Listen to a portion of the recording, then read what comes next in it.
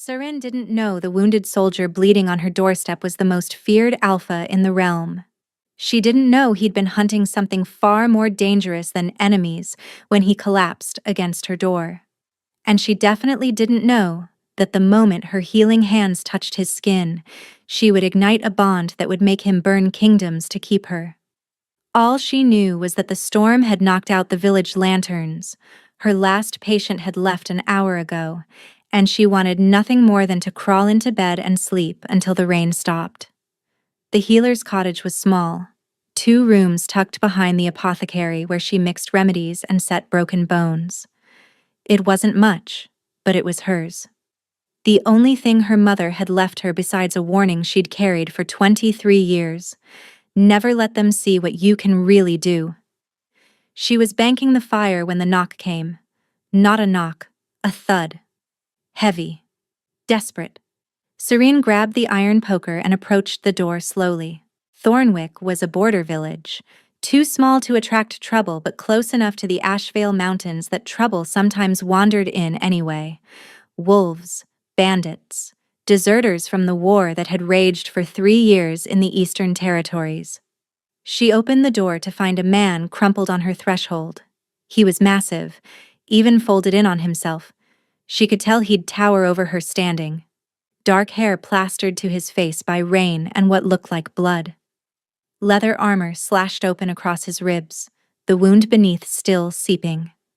His hand was pressed against it, fingers red and trembling. But it was his eyes that stopped her breath. They opened when the door creaked, pale amber, almost gold, catching the firelight from behind her like a predator's gaze in darkness. There was pain there, yes. But beneath it, something else. Something calculating, assessing. Even half dead, he was watching her like she was the threat. Please. His voice was a ragged scrape. I need help. Every instinct screamed at her to close the door. This wasn't a farmer who'd cut himself on a scythe or a child with a fever. This was a warrior, the kind who left bodies in their wake. But Seren was a healer. It was the only thing she'd ever been allowed to be. Can you stand? He tried, failed. Blood dripped onto her floor. She wedged herself under his arm, staggering under his weight as she half-dragged him inside. He was burning hot, fever already setting in, and he smelled like iron and smoke and something wild, something that made her wolf blood stir in a way it never had. She lowered him onto the cot by the fire, already reaching for her supplies. Needle, thread, boiled water. The mundane tools of a mundane healer. But when she peeled back the leather to expose the wound, her heart hammered against her ribs. 3 deep gashes, claw marks, not from any ordinary wolf. What did this to you? She whispered. His eyes found hers, and that amber gaze held a weight that made her hands falter. Something that's still coming. Seren's blood ran cold. What do you mean, still coming? Stitch first. His jaw tightened as she pressed cloth to the wound. Talk after.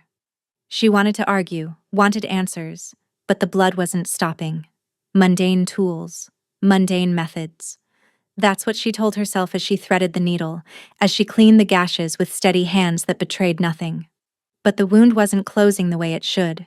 She'd stitched 100 injuries, knife cuts, farming accidents, even a wolf bite once. They responded to pressure, to thread, to time. This wound seemed to fight her, the edges refusing to knit, the bleeding slowing but never stopping. Cursed. The word surfaced from her mother's old lessons. Some wounds are cursed. Only Ashbourne fire can cleanse them. No, she couldn't. She'd spent her entire life hiding what she was, suppressing the heat that lived in her palms, the gift that had gotten her mother killed when Seren was just 7 years old. She'd watched from the root cellar as they dragged her mother into the village square, had heard the accusations, witch, abomination, Ashbourne. The screaming had lasted hours. It's not working. The soldier's voice cut through her memories. He was watching her hands, his gaze too sharp for a man who should be losing consciousness. You know why. Seren's fingers stilled. I don't know what you mean. Your hands are shaking, not from fear, from restraint.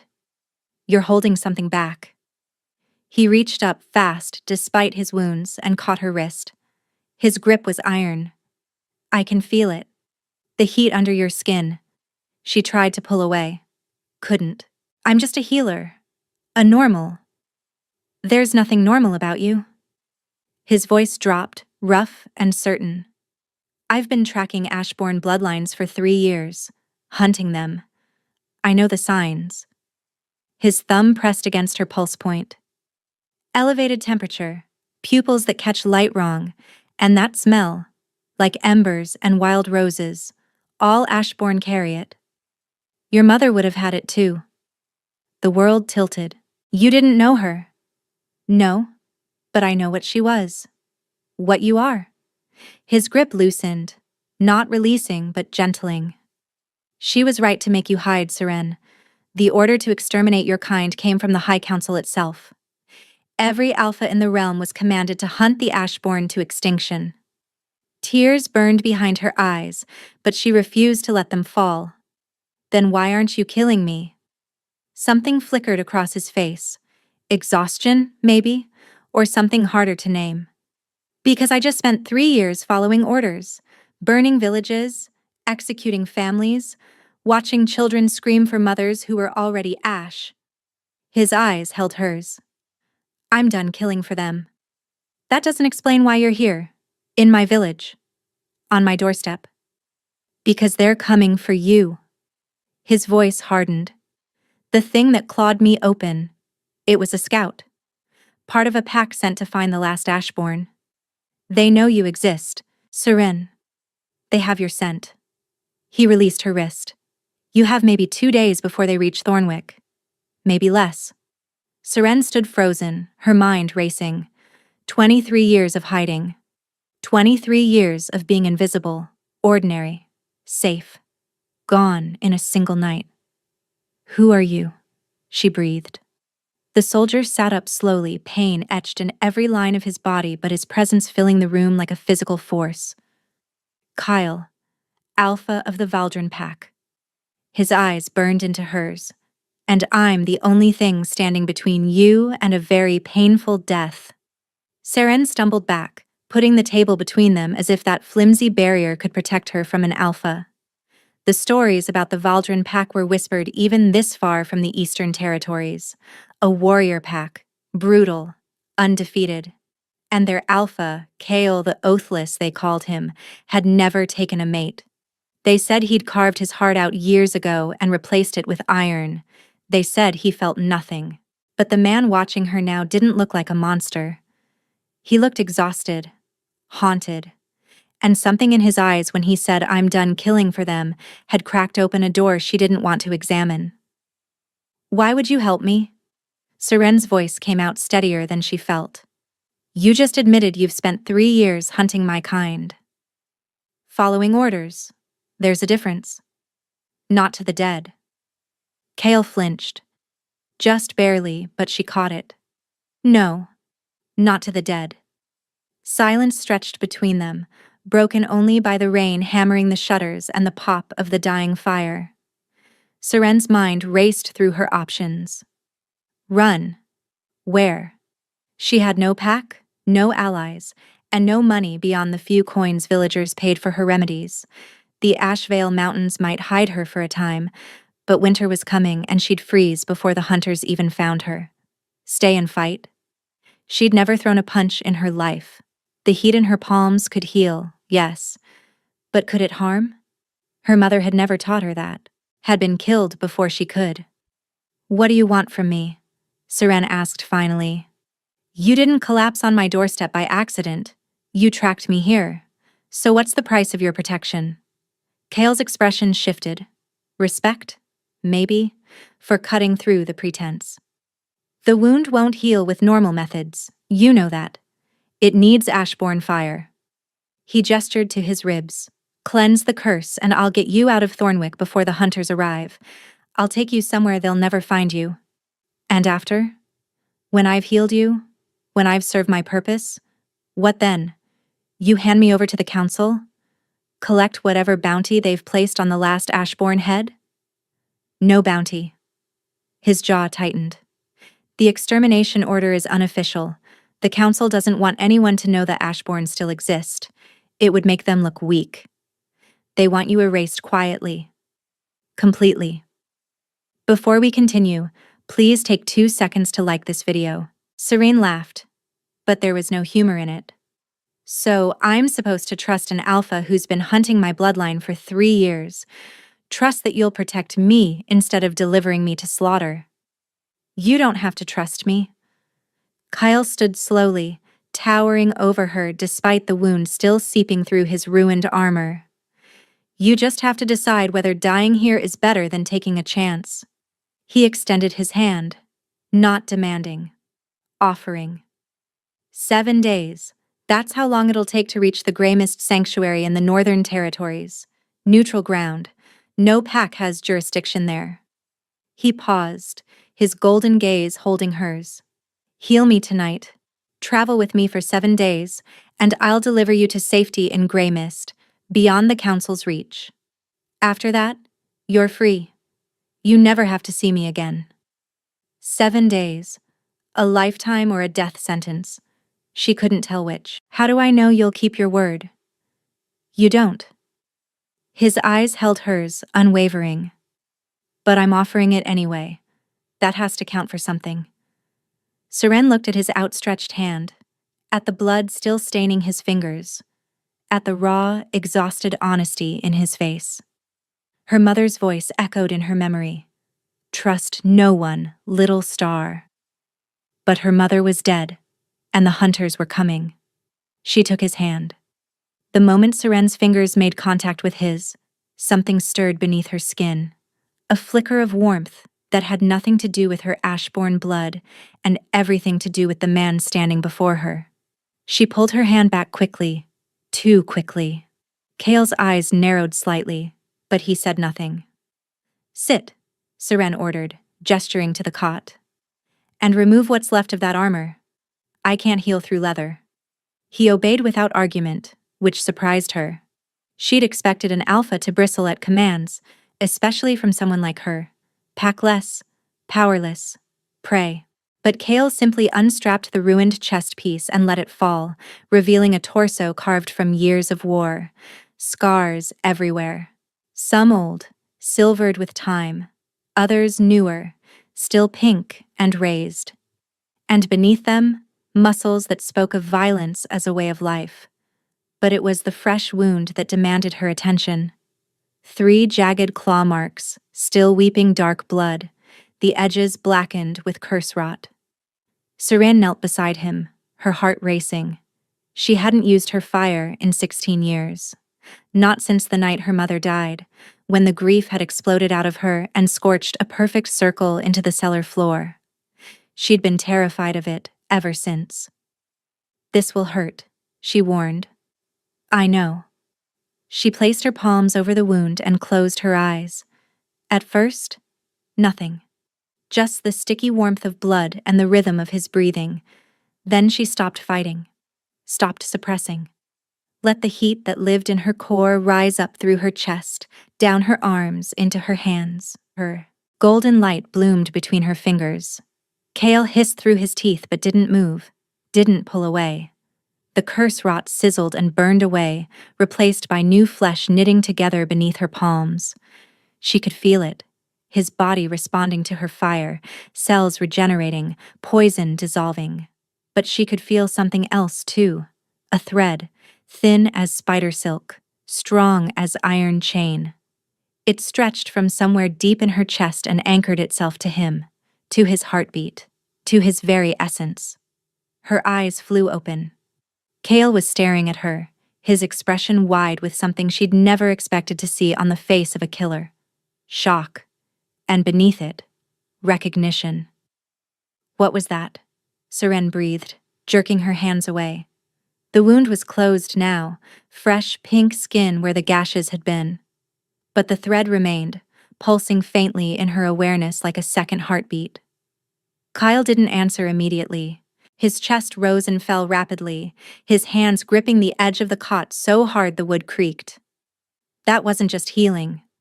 His voice came out rough, fractured. What did you do? I don't know. Panic clawed at her throat.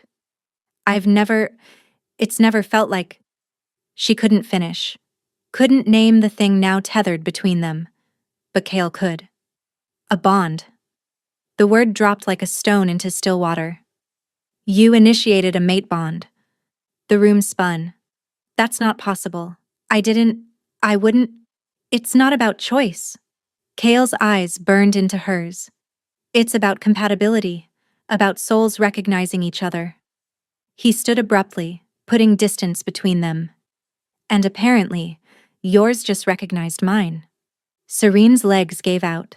She caught herself on the table, knuckles white against the wood. Break it. Her voice shook. Whatever this is, undo it. It doesn't work that way. Then make it work that way. She was trembling now, fear and fury tangled together. I didn't ask for this. I saved your life, and now I'm… What? Chained to you? A shadow crossed Cale's face. Pain, maybe, or disappointment. The bond doesn't chain you to anything. It's not a collar or a contract. He kept his distance, hands raised slightly like she was a wounded animal he didn't want to spook. It's a connection, one that can be ignored, suppressed, even severed eventually, though that comes with consequences. What consequences? Pain. For both of us. The kind that doesn't fade. Serene laughed bitterly. So my choices are suffering or being bound to a stranger who hunted my people for sport. Not for sport. His voice hardened. Never for sport. Does the distinction matter to the dead? The silence that followed was heavy enough to drown in. When Cale finally spoke, his voice had changed. Quieter. Heavier. Do you know why they call me the Oathless? Serene shook her head. Because I broke every vow I ever made. To my father. To my pack. To the council that commands the realm. He moved to the window, staring out at the rain-soaked darkness. 3 years ago, the High Council ordered the extermination of the Ashborn. Said your bloodline was a threat. That your fire could level cities if left unchecked. Every alpha was commanded to hunt. His shoulders tensed. I followed those orders, led my pack into villages just like this one. Watched families burn. He turned to face her, and the torment in his eyes stole her breath. 17 villages, 236 confirmed kills. Men, women, children. I counted every single one. Serene's stomach turned. Why are you telling me this? Because you deserve to know who you're bound to. What I am. What I've done. He crossed back toward her slowly. The Valdrin Pack is the most powerful in the Eastern Realm. I command 3,000 warriors. The Council fears me almost as much as they use me. And until I collapsed on your doorstep, I was their most obedient weapon. He stopped an arm's length away. But I'm not their weapon anymore. I'm done following orders that require me to become a monster. His amber eyes burned into hers. You didn't choose this bond, Serene. Neither did I. But I'm choosing what happens next. And I choose to protect you. Whether you want me to, or not. They left Thornwick before dawn. Serene had packed quickly. There was little to take. A change of clothes. Her mother's journal, filled with cramped handwriting she'd never been able to fully decipher.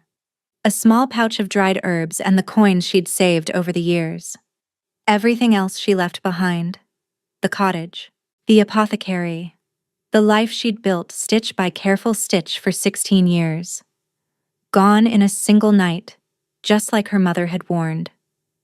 Cale led her through the forest on paths she didn't know existed. He moved silently despite his size, every step deliberate, and his eyes scanning the shadows with a predator's vigilance. The bond hummed faintly in her chest, a constant awareness of his presence that she couldn't seem to silence no matter how hard she tried. They walked for hours before he finally stopped at a ravine hidden by ancient oaks. We'll rest here until nightfall. He gestured to a shallow cave carved into the rock face. There's a stream nearby. Fresh water. Seren's legs ached, her lungs burned, and every muscle screamed for rest. But something else demanded her attention first. You said the Valdrin pack has 3,000 warriors. Where are they? Waiting. Kale crouched at the cave entrance, checking sightlines with practiced efficiency. I sent word before I tracked you to Thornwick. They'll meet us at the Grey Mist border. You planned this. All of it. I planned to find you. To warn you. To offer protection. He glanced back at her. The bond wasn't part of the plan. She wanted to be angry, wanted to hold on to the fury that had sustained her through the long night's walk. But exhaustion was winning, dragging her down like stones in her pockets. Seren sank onto a flat rock near the cave's entrance, letting her pack slide to the ground. What happens when we reach Grey Mist? Sanctuary. The Northern Territories are neutral ground. No pack has authority there. You'll be safe. And you? What happens to you? A flicker of emotion crossed his face, quickly masked. I'll make sure you're settled, then I'll leave. The words shouldn't have stung. She barely knew this man. Didn't want to know him. He was a killer, a weapon, a monster by his own admission. But the bond pulsed warm in her chest, and some traitorous part of her whispered, "Don't go." You should sleep. Kyle's voice cut through her thoughts. I'll keep watch. You're still recovering. The wound is healed, thanks to you. He settled against the cave wall, positioning himself between her and the entrance. Sleep, Seren. You're safe. She wanted to argue, but her body had other plans. She curled onto her side, using her pack as a pillow, and let her eyes close. The last thing she saw before sleep claimed her was Kale's silhouette against the gray morning light, steady, watchful, immovable, like a guardian carved from stone. When she woke hours later, the sun had shifted to late afternoon gold. Something warm and heavy covered her shoulders. A cloak, she realized. His cloak. It smelled like pine and wood smoke, and something uniquely him. Kale sat exactly where she'd left him, sharpening a blade with slow, methodical strokes. You gave me your cloak. Her voice came out sleep-rough. You were cold. You could have woken me. You needed rest. He didn't look up from the blade. We move again in an hour. There's food in my pack. Dried meat and bread. Eat. It wasn't a request, but it wasn't quite an order either. A gruff sort of caring that didn't match the monster he'd painted himself to be. Seren wrapped the cloak tighter around her shoulders and wondered when exactly she'd stop being afraid of him. The next 3 days blurred together in a rhythm of walking, resting, and carefully avoiding any topic that mattered. Kale spoke little, but Seren learned to read him anyway. The tension in his shoulders when they crossed open ground, the way his eyes tracked the tree line, always searching for threats. The subtle relaxation in his posture when they made camp, like a wolf finally settling after securing the perimeter. She learned other things too. He ate last. Always. Gave her the warmer sleeping spot without being asked. Woke before dawn to scout ahead, returning with fresh water and sometimes berries or nuts he'd foraged along the way. For a monster, he was remarkably thoughtful. On the third night, camped in a hollow between 2 hills, Seren finally asked the question that had been burning in her chest. The 236. She stared into the fire, unable to look at him. Do you remember their faces? Silence stretched so long she thought he wouldn't answer. Every single one. His voice was hollow. I see them when I close my eyes. Hear them when it's quiet. They're the reason I stopped sleeping years ago. Seren finally looked at him. The firelight carved shadows into his face, emphasizing the exhaustion she'd somehow stopped noticing. How do you live with it? I don't. I just keep moving. He poked at the fire with a stick, sending sparks spiraling upward. That's why I never took a mate. Never let anyone close. I didn't deserve that kind of peace. Still don't. The bond ached in her chest, his pain bleeding through the connection they shared. My mother used to say that guilt without action is just self-indulgence. Seren pulled her knees to her chest. That the dead don't need our suffering. They need us to do better. Kale's eyes lifted to hers. Your mother sounds like she was wise. She was. And brave. And they killed her anyway. Seren's throat tightened. I was 7. Hid in the root cellar while they dragged her to the square. I could hear everything. Every accusation, every scream. And I just hid. Like a coward. You survived.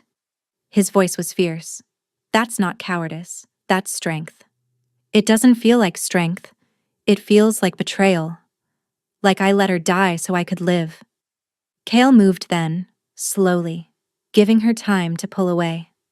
He settled beside her, close enough that their shoulders almost touched. The warmth of him seeped through the space between them. When I was 14, my father took me on my first hunt. Not for game, for enemies. A rival pack had killed my mother, and he wanted blood. Kyle's jaw tightened. He made me watch while he slaughtered them.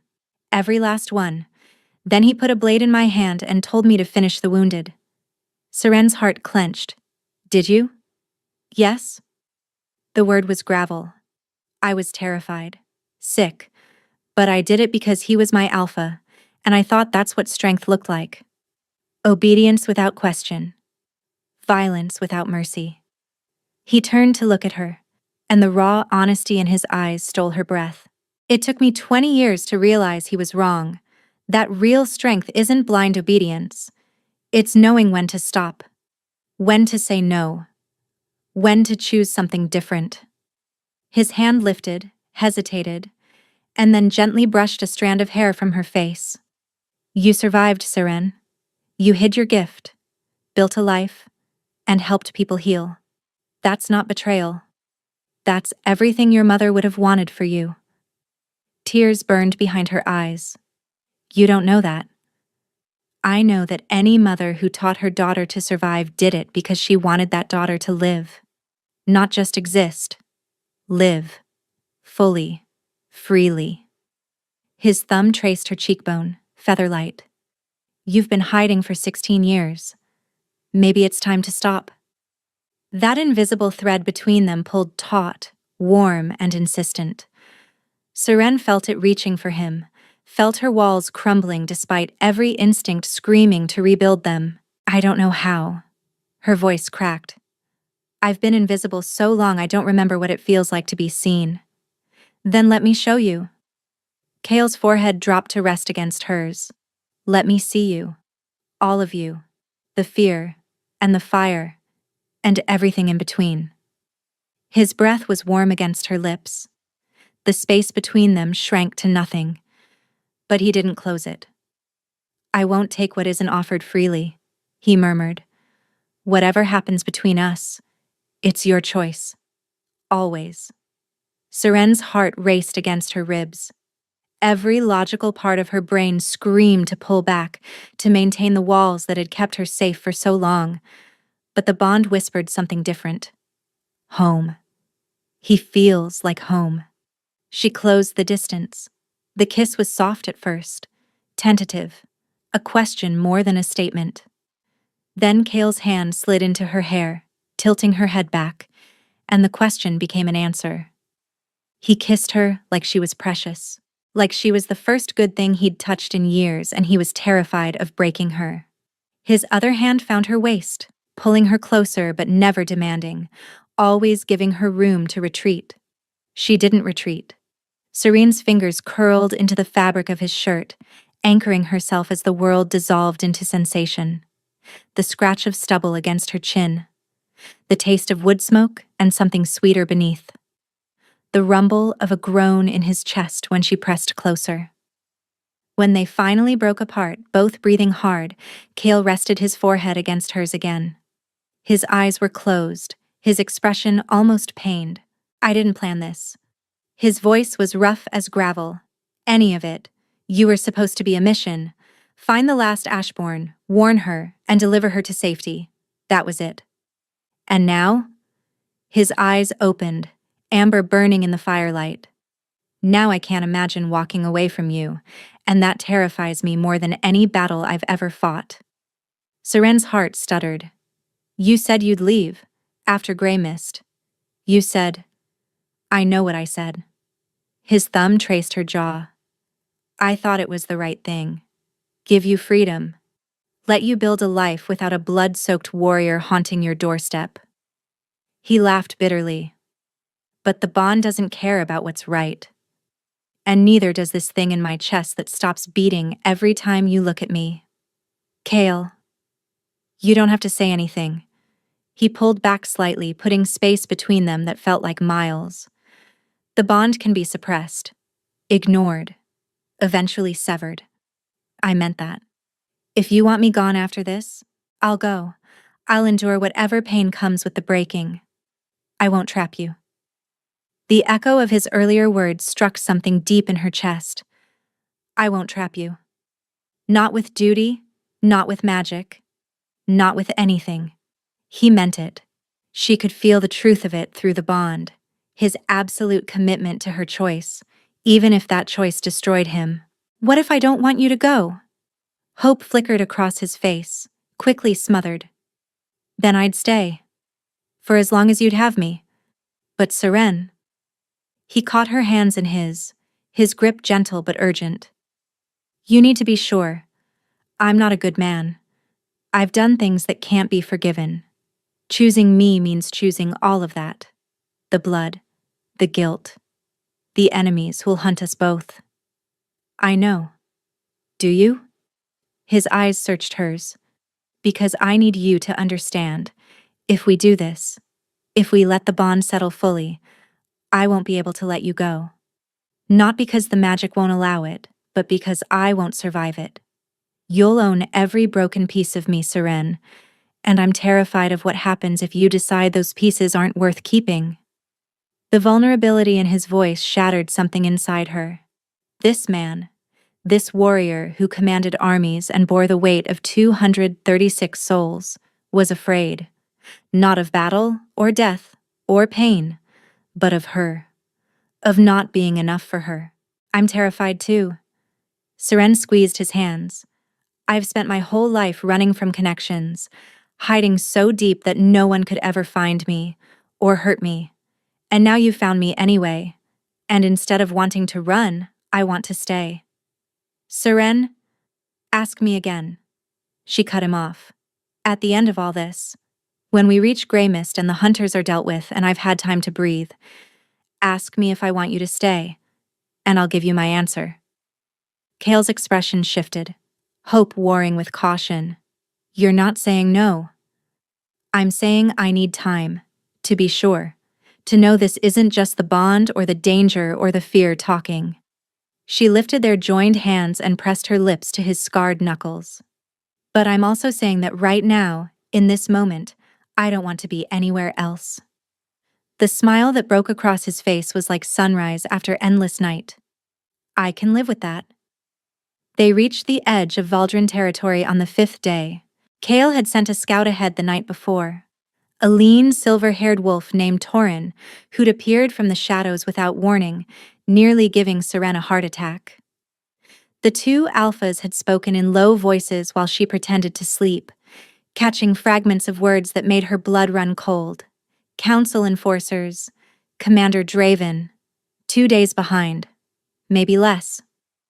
She didn't ask Chaol about it that night, but the next morning she could feel the tension radiating from him like heat from a forge. Who is Commander Draven? Chaol's jaw tightened. He trained me, turned me into the weapon the council needed, and he's the one they sent to clean up my mess. Your mess being me? My mess being my defection. He helped her over a fallen log, his grip lingering on her hand. I abandoned my post. Refused orders. That alone is punishable by death. But taking you, protecting the last Ashborn instead of eliminating her, that's treason of the highest order. Seren's stomach dropped. They'll kill you. They'll try.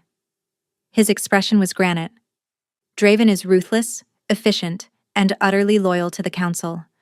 He won't stop until we're both dead. Then we need to move faster. Reach Grey Mist before. We won't make it. Kyle stopped walking, turning to face her. Torin's report confirmed it. Draven's pack is moving faster than expected. They'll intercept us before we reach neutral ground. Fear clawed at her throat. So what do? We stop running. His eyes burned with something fierce. My warriors are a day's march from here, 3,000 strong. If we can reach them before Draven reaches us, we'll have a fighting chance.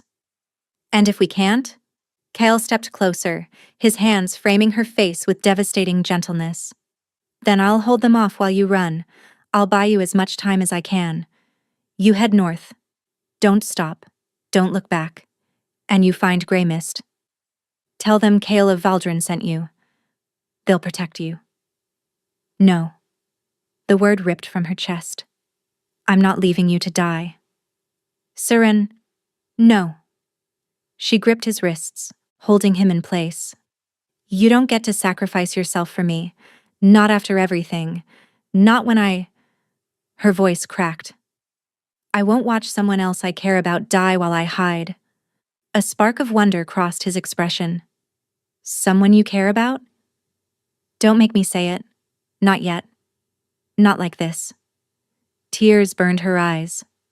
Just promise me you won't throw your life away. Promise me we'll figure this out together. Kale was silent for a long moment. She felt his fear bleeding through the connection they shared, raw and unguarded. I spent 3 years trying to die, he said quietly. Every battle, every mission, I threw myself at death hoping it would finally take me, hoping the guilt would end. His thumb brushed her cheek. Then I found you. And for the first time in longer than I can remember, I want to live. Then live. Seren pressed her forehead to his chest. Fight with me. Not for me. His arms wrapped around her, pulling her close. Together. He murmured against her hair. We face this together. Somewhere in the distance a wolf howled. Then another. And another. Kale's head snapped up, his body going rigid. They're here. The attack came at dusk. They'd made it to a narrow canyon, high walls on either side offering limited protection, but also limited escape. Kale had hoped to use it as a bottleneck, force Draven's forces to come at them in smaller numbers. But Draven had anticipated him. Kale.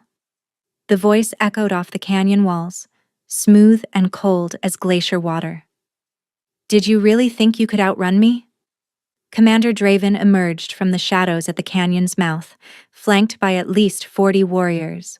He was older than Seren had imagined, silver-streaked hair, a face carved from harsh angles, but his movements held the fluid deadliness of a man half his age.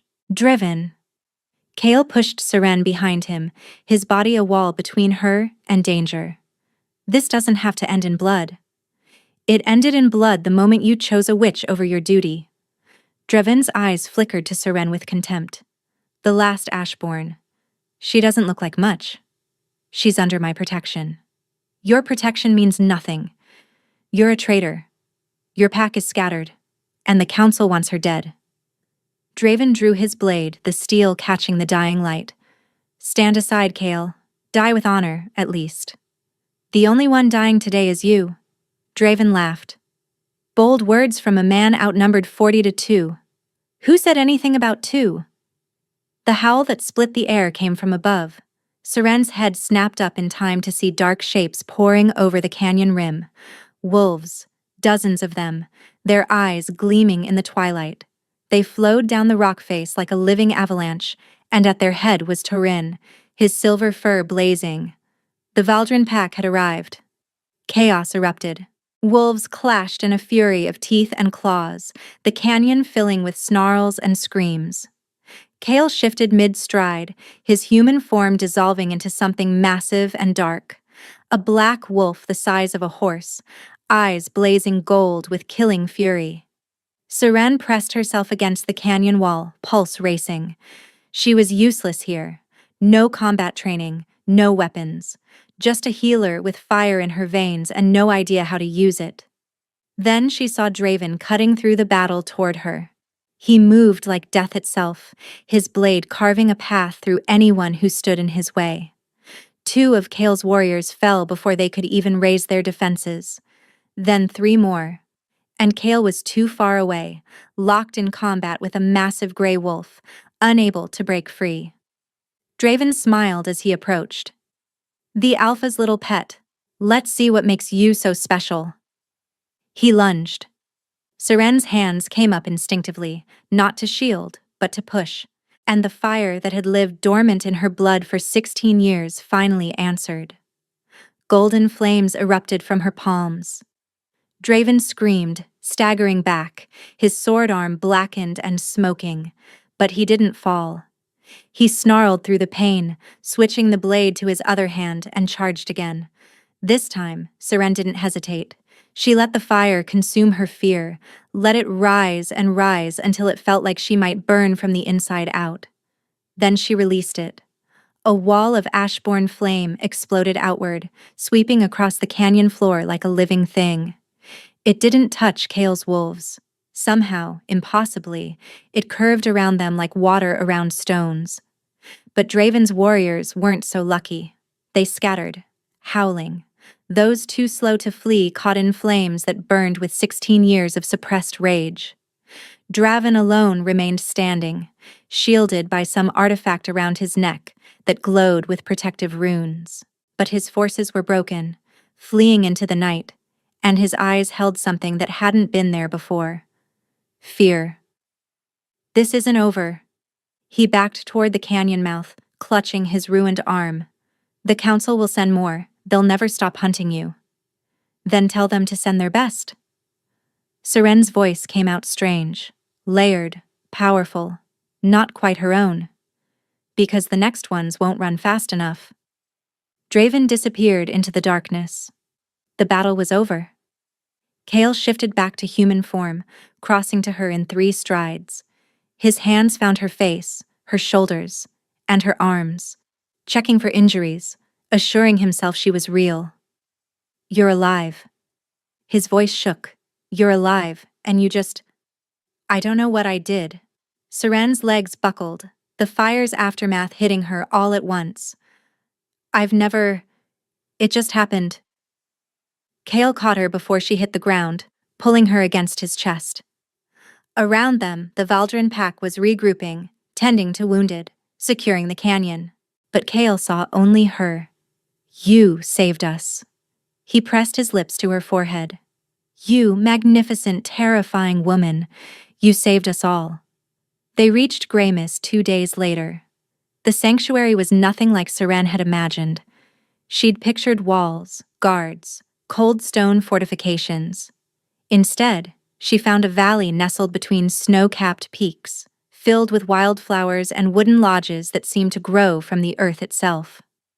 "Neutral ground," Kale explained as they descended the winding path.